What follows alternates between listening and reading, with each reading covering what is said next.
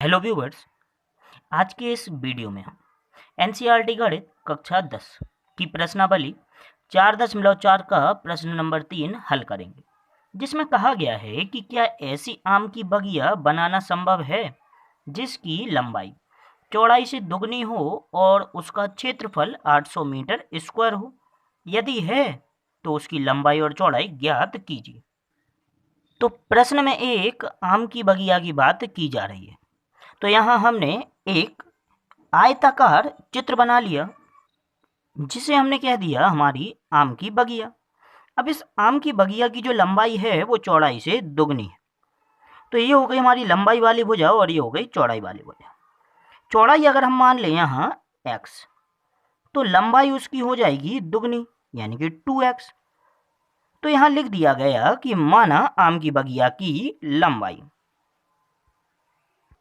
जैसा कि हमने यहाँ लिख दिया, माना आम की बगिया की चौड़ाई बराबर हो गई x। तो इसी प्रकार हमने आम की बगिया की लंबाई मान ली।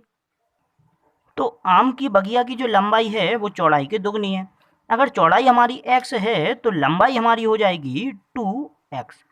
इस प्रकार लंबाई और चौड़ाई हमने दोनों मान ली। तब प्रश्न के अनुसार हमसे कहा गया था आम की बगिया का क्षेत्रफल 800 वर्ग मीटर है। तो आम की बगिया का हमने क्षेत्रफल निकाला, तो लिख दिया गया आम की बगिया का क्षेत्रफल। भाई आम की बगिया हमारी आयताकार है तो इसके क्षेत्रफल का सूत्र हो जाएगा लंबाई गुणे चौड़ाई। तब लंबाई हमारी कही गई है प्रश्न में 2x और चौड़ाई x, तो दोनों का गुणनफल हो गया 2x स्क्वायर।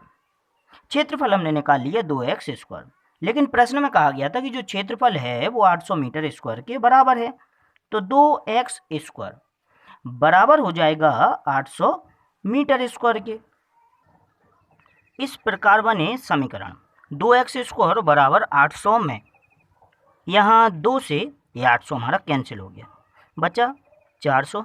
तो x स्क्वायर बराबर आ गया हमारा 400 के। यहाँ स्क्वायर का पक्षांतर किया गया दूसरी ओर, तो बराबर प्लस माइनस अंडर रूट 400।